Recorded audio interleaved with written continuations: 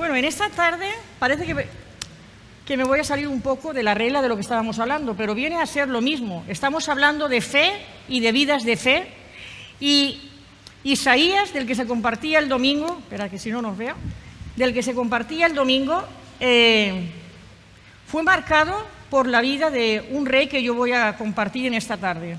Su vida fue marcada por él. Tanto es así que hasta que este rey no muere, él no tiene un encuentro con Dios donde de repente se da cuenta de que Dios es el rey de su vida, porque se le presenta como rey. Hasta entonces estaba la imagen de Uzías. Y vamos a ver por qué. En unos momentos vamos a empezar a leer, pero antes... sí, me la voy a quitar, gracias. Me molesta eso. Y saldrá volando. Me gustaría haceros una pregunta. Hemos cantado la última canción que hablaba de la gloria a Dios o algo así, ¿no? Le doy la gloria a Dios, ¿no? Todos sabemos lo que es eso, darle la gloria a Dios. ¿Qué pasa, que no me lo queréis decir o qué? ¿Tenéis miedo de lo que voy a decir después? No, si lo voy a contar luego cuando hable, espero que se quede claro. Hemos cantado Levanto un aleluya. ¿Sabéis lo que quiere decir aleluya? Pues entonces hemos cantado, espera, que lo voy a leer. Hemos cantado, levanto un aleluya, es decir, digo gloria a Dios con el enemigo frente a mí. Vuelvo a decir gloria a Dios cuando la duda está en mí. Levanto un aleluya, dice, mi arma melodía es decir, en la alabanza y en la adoración. Ese es nuestro arma ante el enemigo y ante los problemas. Y hemos seguido cantando, y además que yo he visto que estabais todos muy metidos yo también, en la canción.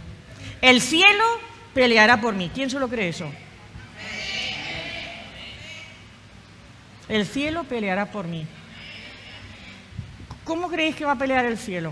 Va a bajar con una espada, va a mandar a los ángeles que acaben con nuestros enemigos, les va a dar un par de golpes, que se aparten. Eso es lo que esperaban en el Antiguo Testamento. ¿Sabéis? Ellos tenían que tener fe también, porque esperaban al Mesías. Y ya sabemos lo que pasó cuando llegó el Mesías, que esperaban otra cosa. Tanto tiempo esperando esa promesa de salvación y pensaban que el que iba a venir los iba a guiar a una guerra que iba a acabar con todos los opresores. No habían entendido nada. Porque no es que el Antiguo Testamento no lo diga claramente a qué venía el Mesías, pero ellos no entendieron.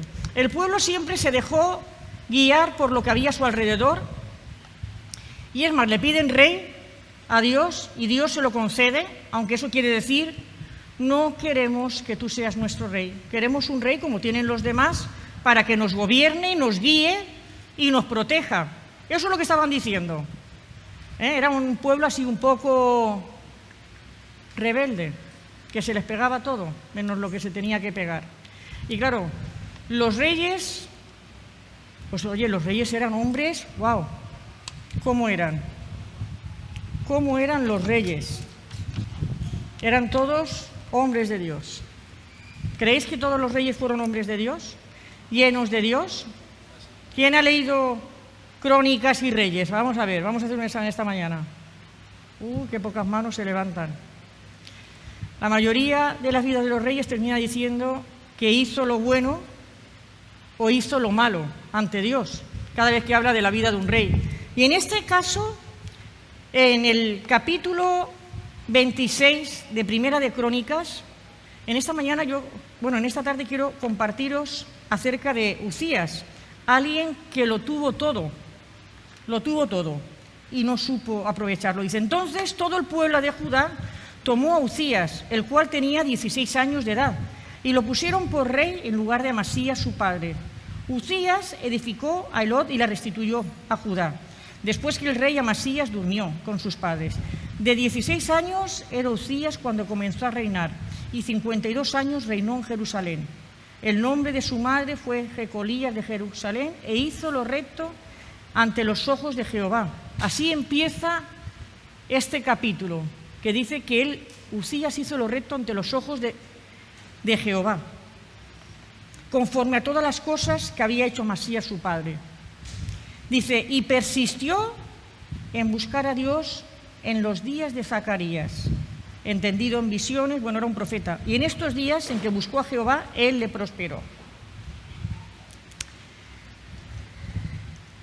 Este es un texto que nos habla al principio del hecho de, oye, reinar 52 años son muchos años, aunque luego muriese a lo mejor de 80, pero reinó por lo menos hasta los 70, según esto, reinó hasta los 70, de los 16, era joven. Sin embargo, la Biblia nos dice que fue prosperado, aun cuando tenía 16 años, tuvo a un hombre de Dios al lado que lo encaminó, porque la Biblia nos dice que mientras este hombre vivió, Uzías persistió en buscar a Dios.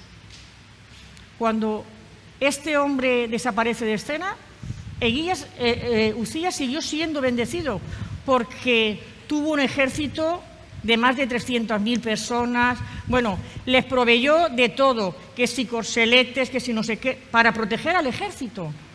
Construyó torres para proteger las ciudades, le fue bien en la ganadería, le fue bien con la tierra, ¿no?, con la siembra, le fue bien en todo lo que hizo. Y además iba a la guerra y Dios lo respaldaba. Claro, no porque Uzías fuera más guapo. Nunca podemos olvidar que Dios no levanta a nadie, ni llama a nadie para su propio disfrute. Y eso a veces la gente se olvida, como mucha gente ahora con la teología de la prosperidad. Si sigo a Dios me tiene que ir todo bien. No, eso no es verdad. En ese momento de la historia fue necesario que fuese bien, porque fue un tiempo, digamos, de tregua que tuvo el pueblo de Israel, que era un pueblo bastante casquivano y bastante rebelde y que se olvidaba pronto de que Dios estaba ahí, ¿no? Y, bueno, siendo todo eso, nos dice en el versículo 15, e hizo en Jerusalén máquinas inventadas por ingenieros, es decir, se rodeó de gente que además eran listos. Él fue inteligente, fue sabio para saber escoger gente, tener gente a su alrededor que hiciese las cosas. Dice, para que estuviesen en las torres y en los baluartes para arrojar saetas y grandes piedras. Es decir, hicieron maquinarias que desde las torres, en vez de que hubiera un hombre tirando las saetas y cosas, habían hecho máquinas que eso hacía que fuese mucho más rápido y no estabas poniendo en primera línea a un soldado. Porque fue ayudado maravillosamente hasta hacerse poderoso. Es decir, su fama se extendió. Se hizo poderoso porque llevó al pueblo en la victoria, lo llevó a la prosperidad, y los de alrededor sabían que con Uzías había que tener cuidado para meterse con él. Versículo 16 dice, mas cuando ya era fuerte, su corazón se enalteció para su ruina, porque se rebeló contra Jehová su Dios, entrando en el templo de Jehová para quemar incienso en el altar del incienso. Y entró tras él el sacerdote Azarías, y con él 80 sacerdotes de Jehová, varones valientes. Y se pusieron contra el rey Uzías y le dijeron, no te corresponde a ti, oh Uzías, el quemar incienso a Jehová, sino a los sacerdotes, hijos de Aarón, que son consagrados para quemarlo. Sal del santuario porque has prevaricado y no te será para gloria delante de Dios. Bueno, no parece que fuese tan malo lo que había hecho, ¿no? Él era el rey. Se supone que el rey tiene poder sobre todo y que tiene victoria sobre todo, ¿no? El rey puede hacer lo que le dé la gana. Pues en el pueblo de Israel parece ser que no. Dios tenía muy claro el papel que le había limitado a Uzías y ahí lo había bendecido, y los sacerdotes también tenían claro el papel que Dios les había dado a ellos, y saben que Uzías no puede llegar y ocupar el lugar que les corresponde a los sacerdotes. No puede hacerlo. Quemar incienso no le era permitido. Él podía pedir que se quemara el incienso, pero él no podía hacerlo. No podía. Se estaba atribuyendo, era como decir, yo soy Dios y hago lo que quiero. Y los sacerdotes aquí le echaron valor, porque ya veis que esta gente no se iba con chinita, me refiero a los reyes. A Isaías se lo cargó uno de ellos. Fue así como murió, después de haber servido tantos años a Dios, pues vino un rey que acabó con su vida. Y la mayoría de los profetas pues fueron torturados y pasados a espada, los mataron y de todo, por estar hablando la verdad de Dios. La verdad de Dios. Estos hombres, cuando se dirigen a él, no lo llaman rey. No lo llaman rey, lo llaman Uzías. Le dicen, Uzías, no te es permitido. Es decir, ahí él no era nadie. Ellos tienen claro que ahí Dios era el que mandaba y que Uzías estaba fuera de su lugar. Y no solo fue el sacerdote principal, Azarías, que fue delante, sino que el 80, y por eso dice la Biblia, 80 varones valientes, lo siguieron y le dijeron, sal de aquí, porque esto no te es permitido. Uzías lo sabía, pero su orgullo y su rebelión era grande. Se le había olvidado que todo el camino que él había recorrido, que todo lo que él había hecho, que toda la capacidad que había tenido para crear cosas, para la guerra, para proteger al pueblo, no es que no le pertenecía. Eso lo puede pensar la gente que no conoce a Dios, puede pensar que su inteligencia le pertenece, pero nada de lo dado es algo que nos pertenece, es algo que le pertenece a Dios. Y Uzías eso lo sabía, Dios lo capacitó y sabía que todo se lo había dado Dios, por lo menos al principio, hasta que deja de relacionarse con Dios porque no hay nadie detrás de él animándolo a buscar a Dios y se cree Dios. En ese momento él coge, se llena de ira contra los sacerdotes, no dice, lo siento, no se arrepintió. Y dice que la lepra brotó en su frente. Entonces los sacerdotes lo animaron a salir del templo rápidamente y él mismo debió de haberse reflejado porque se dio cuenta que le había salido la lepra y salió corriendo, pero no salió arrepentido. Y vivió los últimos años de su vida en una casa solo, apartado de la casa de Jehová, dice. Apartado de la casa de Jehová y por supuesto de su casa y su familia, porque la lepra era contagiosa y además era algo inmundo. Ellos tenían muy claro que para ellos, cuando alguien tenía lepra, sabían que tenía que ver con el pecado, pensaban ellos. Era lo que caracterizaba, lo tenían claro. Y dice, bueno, ¿y eso qué tiene que ver con nosotros? Pues nos pasa lo mismo, quiero decir. Si tú ves el recorrido a veces de la gente y ves que Dios prospera a alguien que busca a Dios, pero de repente, quiero decir, uno empieza a olvidarse de que Dios es el que se lo da todo.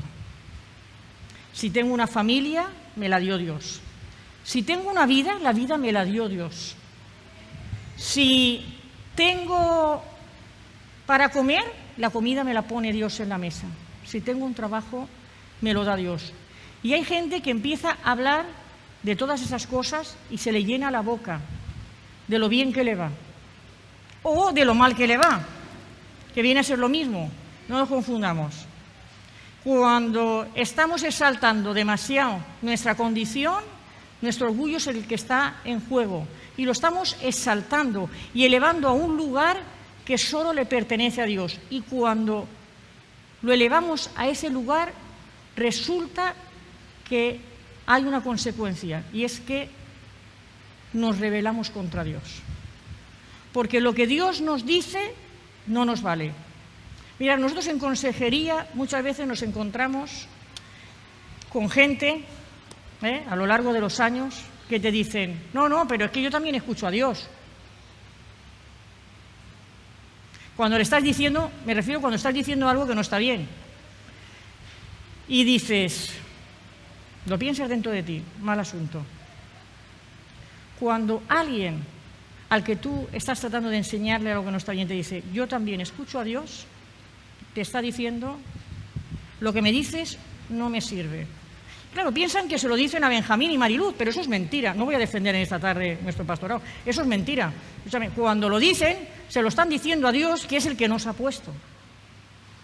que es el que nos ha puesto.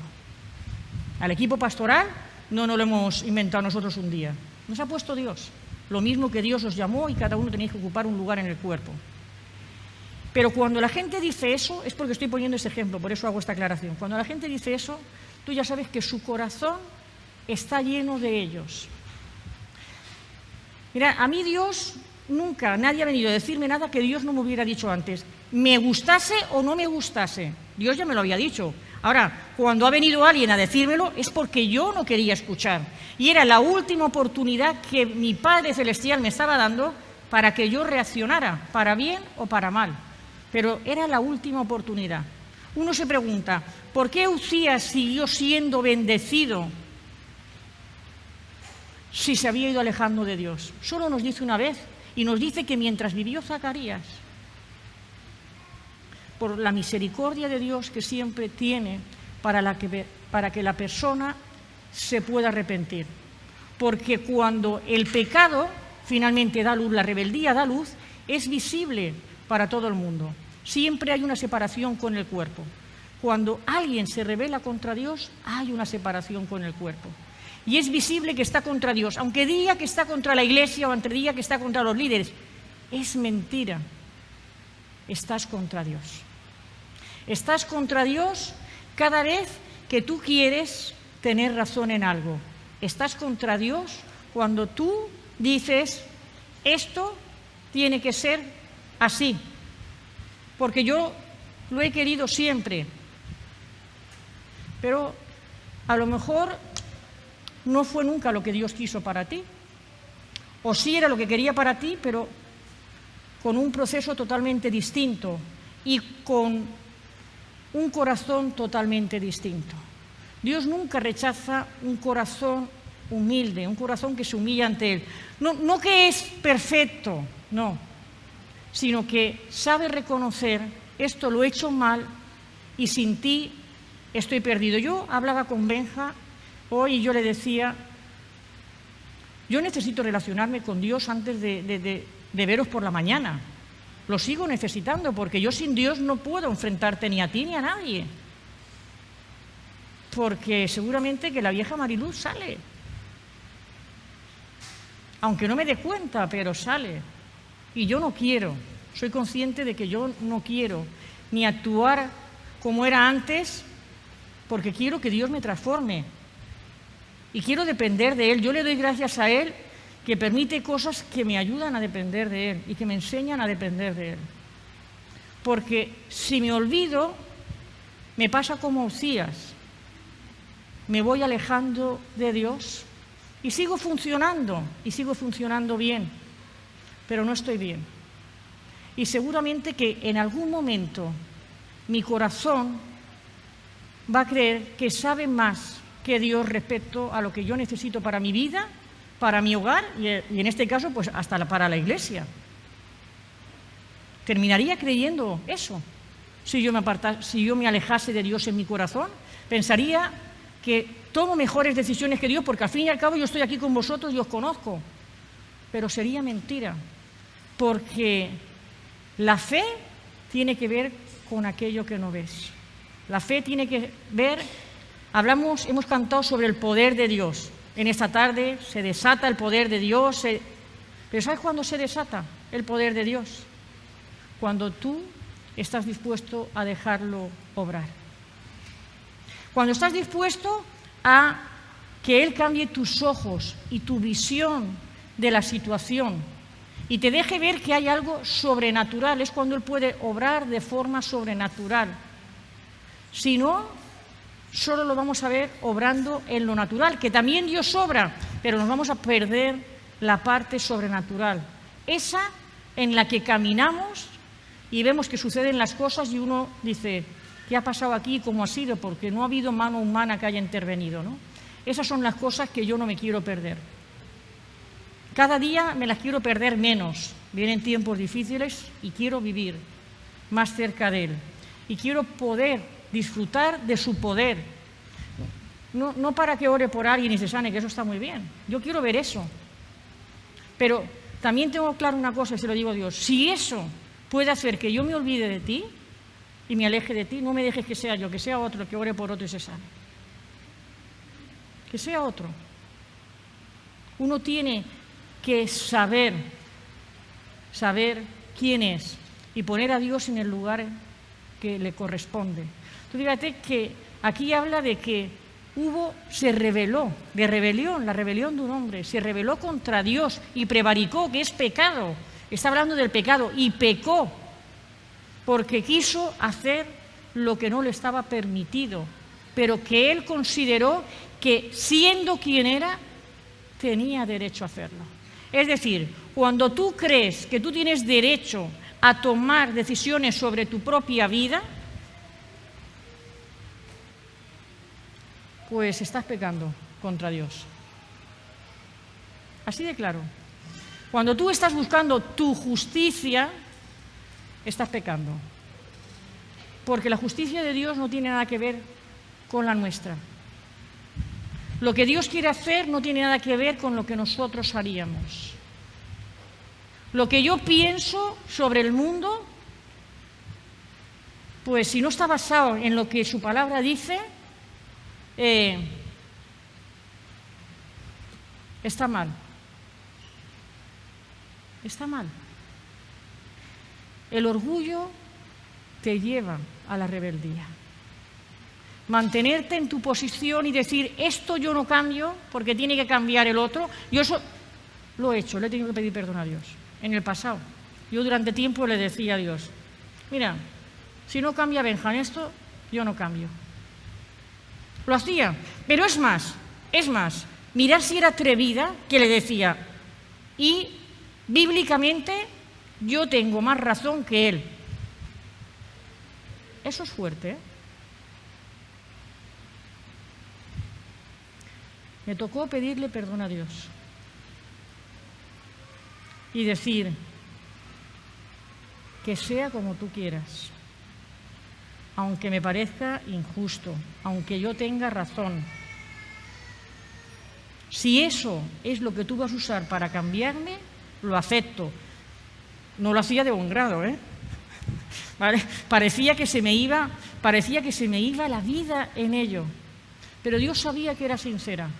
Era sincera. Yo quería que eso se hiciese carne en mí. Y hay que ser muy atrevido, muy descarado y haber perdido totalmente la relación con Dios para decirle a Dios, ¿por qué haces esto? Eso es pecado. Dios lo hace porque es Dios. Hay cosas que vamos a entenderlas aquí y hay cosas que las vamos a entender en el cielo. Yo hace tiempo que lo acepté. Yo era muy preguntona porque era rebelde. Mi bandera era la de la rebeldía. Es así. Yo era rebelde porque si había que llevarle la contraria a alguien, pues yo se la llevaba. Si había que defender a alguien, yo lo hacía, aunque no se mereciese ser defendido, pero no podía permitir que todos fueran contra uno. ¿Vale? Me parecía injusto porque todo el mundo tenía derecho a pensar y opinar y hacer lo que le diera la gana. Pero estaba equivocada. Estaba totalmente equivocada y estaba mal porque yo hacía esas cosas. No tenía ningún derecho de ninguna clase. Eso lo entendí cuando me encontré con Dios. Ahora, ¿me costó cambiar? Sí. Pero voluntariamente tomé la decisión de decirle, Dios, este pensamiento me aleja de ti y esto no es tuyo. No lo entiendo, no entiendo la situación. Sigo pensando, yo eso se lo he dicho, he sido muy sincera con Dios, sigo pensando así. Pero como no tengo todo el plan, como no lo veo todo, como no lo entiendo, y como no me toca a mí juzgar lo que tú haces, no quiero que mi corazón se levante contra ti. Y le he pedido perdón muchas veces, y las que me quedan, porque somos de naturaleza, yo creo que rebelde. Aun la persona que puede parecer más sumisa es rebelde. Porque no te pierdas a una persona sumisa que la quieres sacar de su sumisión y te saca las uñas y hace lo que le da la gana. Sí, pero cuando te das la vuelta, hace lo que quiere. Y eso es rebeldía. Eso es rebeldía.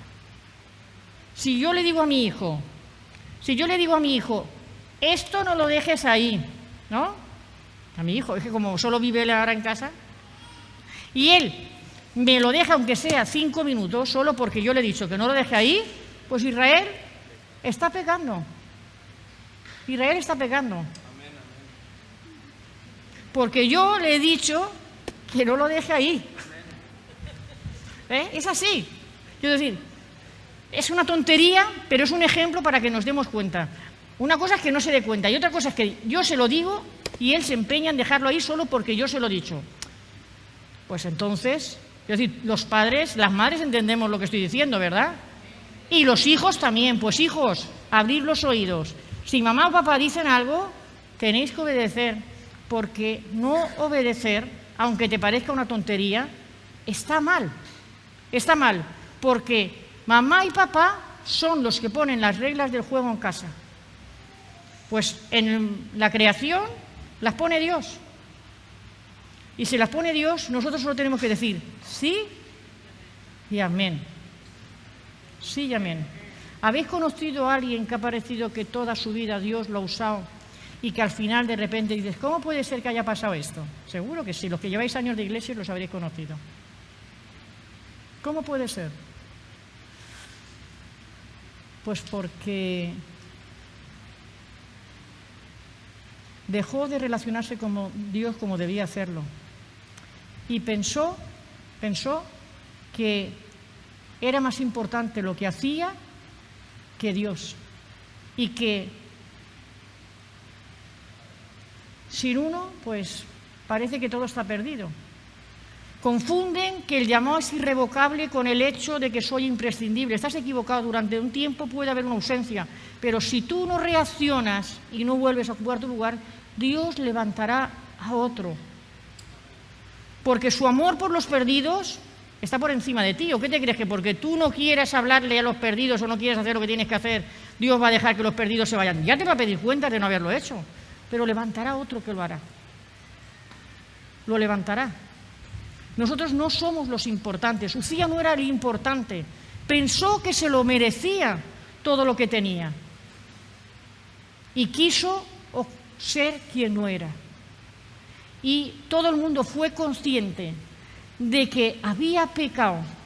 Y cuando se habla de Ucías, ahora tenemos en las noticias el ejemplo, cuando se habla de Ucías, se dice que fue leproso. Un hombre con un reinado próspero de 52 años. Se habla que fue leproso. La Biblia lo dice. Y lo tenemos, ahora con los reyes, con el rey emérito, el rey que hizo, que yo no voy a entrar, no me gusta la política, pero lo estamos teniendo ese ejemplo en las noticias. Todo el mundo se olvidó de lo que hizo cuando murió Franco y hablan de lo que ha hecho en los últimos años. Y él mismo ha dicho a unos amigos, qué pena que la gente menor de 40 años me va a recordar por esto y no por lo que hice. Y es así, lo van a recordar por esto y no por lo que hizo, y que hizo mucho. España no entró en guerra cuando murió Franco. Podíamos haber entrado, Franco no lo puso para que nos llevase a la democracia, ¿no? Pues esto es lo mismo, ser recordado por algo triste, por algo feo. No creo que es lo que uno quiere cuando cerremos los ojos aquí y partamos con el Señor. Si no se nos lleva el Señor, pues cuando me muera me gustaría que se me recordase por haber servido al Señor. No quiero ningún título, aunque digan, sirvió a Dios cada día de su vida. Eso me honrará. Eso, simplemente eso. Si me recuerdan porque me aparté de Dios, estaría mal. Si me recuerdan por los últimos años, dirán, a no ser que me aparte, no creo, Dios, que no me espere eso a la vuelta de la esquina. Dirán, sirvió a Dios y ya está, no quiero más. Pero vivir separado de la casa de Jehová quiere decir vivir separado del cuerpo. Vivir separado del cuerpo. Y todo el mundo sabe que eres leproso. Lo saben los de la iglesia y lo saben los de fuera también, porque antes hablabas de Dios y ahora dicen, ahora reniega de Dios y es peor que uno de nosotros. Ha pasado con algunos de los que se han rebelado contra Dios. Son peores que los que no han conocido a Dios. Y si no se arrepienten, morirán en su pecado, siendo visible para todos y solos. Y yo creo que en los tiempos que estamos debemos de detenernos, debemos de tener claro que nuestra vida es, lo primero es buscar a Dios y persistir en ello. Recordar que mientras persistió, Dios estaba con él. Profundizar en la relación de tal forma que cuando se muera la persona o se vaya al mundo que te ayudó en el Señor, o el líder que más cerca de ti ha estado, o los pastores que siempre te han animado, que cuando desaparezcan de escena, tu relación sea tan profunda que no te apartes y te termines olvidando de Dios. Tener claro además una cosa, somos mayordomos. Lo que Él nos da, nuestras capacidades naturales, todo, le pertenecen a Él. No son para usarlas para nosotros, sino para la bendición de la obra y del cuerpo. No dejar que nuestro orgullo, de la clase que sea, para arriba o para abajo, esté más alto que Dios. Y al estar más alto que Dios es cuando cuestionamos a Dios. ¿Por qué haces esto? Yo quiero hacer mi voluntad porque, oye, es lo que yo he querido siempre, pero eso no es lo que Dios quiere para ti. O a lo mejor sí, pero no dártelo en las condiciones en que se lo estás exigiendo, porque no tenemos derecho a exigir nada. No tenemos derecho. Ser capaces de reconocer cuando eso nos ocurre, nuestro pecado, y decir, Dios, que sin ti estoy perdido, te necesito, ayúdame a vivir humillado delante de ti. Consciente de que sin ti estoy perdido, no soy nada. Porque si no lo hacemos vamos a terminar lejos, leprosos. Vamos a morir en nuestro pecado y vamos a estar separados del cuerpo y separados de Dios. Y creo que ninguno queremos estar separados de Dios. Pues eso pasa cuando la fe desaparece de nuestra vida, porque no hay fe si no hay relación. Si quieres vivir en fe, ten relación con Dios, una relación profunda, una relación que te lleva a vivir en lo sobrenatural, porque ves las cosas que van a ser como si fueran ya, y puedes vivir en ello y ser parte en lo que Dios quiere hacer. Cuando no, nos convertimos en un estorbo. Que Dios os bendiga.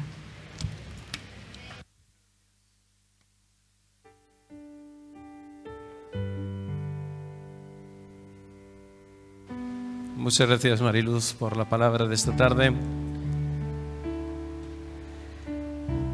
Hoy ella nos habló sobre el rey Uzías, el rey con el que comenzó el ministerio profético de Isaías. Un rey muy peculiar, y yo resaltaría algo que hemos leído al principio en el texto que la pastora Mariluz expuso y que yo creo que resume claramente su vida. Mientras persistió, dice la Biblia, mientras persistió, fue un rey próspero. Judá prosperó.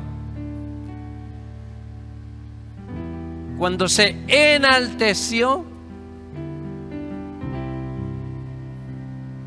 el reinado fue en decadencia. Obedecer frente a rebelión. La pregunta del millón: ¿el rey Uzías fue un hombre con fe? Porque de eso estamos tratando. ¿Fue el rey Uzías un hombre con fe? Alguno a lo mejor está pensando, bueno, durante un tiempo sí. Mira, la fe no depende del que está a tu lado. Y dice la Biblia que mientras permaneció, porque estaba el profeta Zacarías. Y junto con el profeta Zacarías habían varios profetas ministrando a la vez allí en Judá. Entre ellos uno que estaré yo presentando el domingo, Miqueas. Y uno de los versículos de Miqueas, que es uno de mis favoritos, dice: una cosa te pide Dios, una cosa que tiene que ver con 3 partes o con 3 acciones. Haz justicia. Otras traducciones dicen: haz lo correcto. Y lo que es correcto lo dice la Biblia. Ya tenemos un manual de instrucciones perfectamente claro y suficientemente amplio. Hacer justicia. Hacer, número 2, misericordia. Misericordia, ser generoso con los demás. Y número 3, ser humilde ante Dios. Humilde. ¿Era Uzías un rey humilde? ¿Era un rey que reinó con una relación personal? ¿O que simplemente obedeció al que tenía al lado? Recuerdo que cuando Isa compartió hace unas semanas, me dejó en la mente una frase muy interesante. Y tiene que ver con la obediencia. Pero la obediencia no que te la da alguien que está cerca de ti, porque el que está cerca de ti te puede influir, pero como decía Isa, no te transformará. Es bueno que te busques buenas influencias, pero el único que te va a transformar es Dios. Y a la vista está que cuando los profetas desaparecieron de la vida de Uzías, o Uzías de la de los profetas, la vida y el reino se truncó. ¿Quieres vivir en rebeldía? Es tu problema, es tu decisión. Pero a la conclusión que quiero llegar es que obedecer al pastor no es el final, no es el objetivo. El objetivo, además de obedecer al pastor, es tener en cuenta que a quien obedecemos y servimos, además de al pastor, al equipo pastoral, que es quien Dios puso ahí, es a Dios. Si no entiendes eso, nunca alcanzarás tu lugar. Nunca estarás viviendo en el propósito de Dios. Así que qué hermosa reflexión podemos llevarnos hoy a casa. Queremos obedecer simplemente a lo que Dios ha puesto en la iglesia. Antes Mariluz puso ejemplos de autoridad. Sepas que tu autoridad en los cultos son los sugieres. Lo estoy subrayando bien, no diréis que no. Vuestra autoridad en los cultos, en las reuniones, antes y después, son los sugieres. Una de ellas. Así que hagámosles caso. Pero ese tampoco será tu objetivo. Es obedecer a Dios. Aunque obedecemos a Dios cuando obedecemos las autoridades que Dios ha puesto. No te quepa la menor duda. Qué bueno, vamos a tener unos instantes de oración, porque yo creo que cuando Dios habla, hay que tomar decisiones. Cuando Dios habla es el momento de reflexionar en su palabra. Y no solamente de reflexionar, sino de tomar decisiones definitivas. Así que os pido que cerréis vuestros ojos, que habléis con Dios. Yo no voy a intervenir, no quiero intervenir hoy. Quiero que sea un diálogo entre tú y Dios. Si Dios te habló en esta noche, si tú eres una persona rebelde, si tú has querido hacer lo que te da la gana con tu vida, hacer prevalecer tu voluntad, usurpar la autoridad que Dios te ha puesto o las autoridades, hoy es día de arrepentimiento. Hoy es día de pedirle perdón al Señor.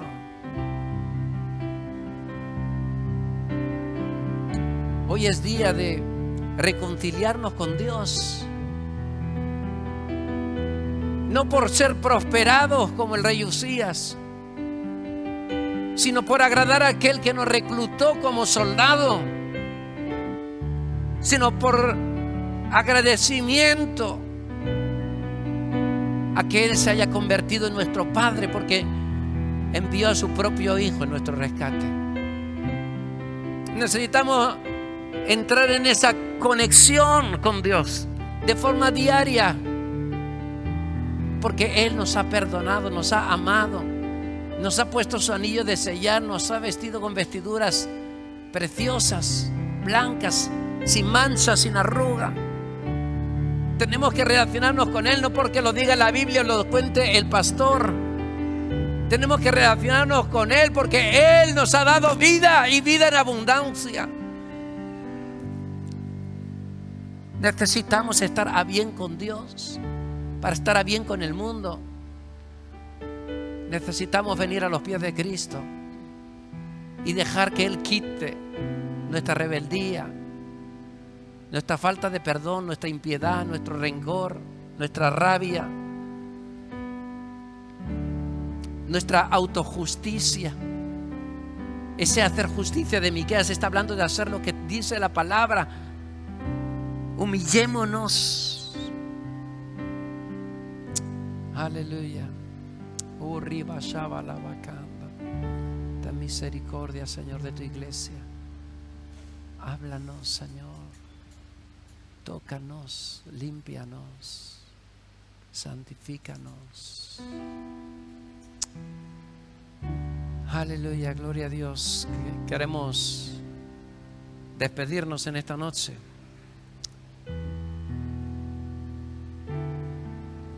En este ambiente de reconciliación con Dios. Y quizás tú que nos estás viendo desde Facebook te preguntas, bueno, pero yo hago mi vida como me da la gana y me va bien. Quiero que sepas que Dios te ve. Quiero que sepas que la Biblia dice que tus pecados te alcanzarán, tarde o temprano. Hoy es el día que Dios te ha dado para que, si has oído la voz de Dios, te arrepientas. Creer que lo que tienes lo has conseguido tú es una necedad. En su misericordia Dios te lo ha regalado. Y hoy es tiempo de reflexionar qué vas a hacer con tu vida. Así que quiero terminar con una pregunta y una afirmación, como todas las reuniones que tenemos. Te vas a morir, y eso es algo que no hay que ser rapel para poderlo decir. Es algo que todos sabemos, y la pregunta es: ¿dónde vas a pasar la eternidad? Y ahora quiero que todos mis amigos, amigas, hermanos y hermanas en Cristo que me acompañan en esta reunión me ayuden a transmitirte un pensamiento que no queremos que olvides. Y es que tú vales mucho para Dios.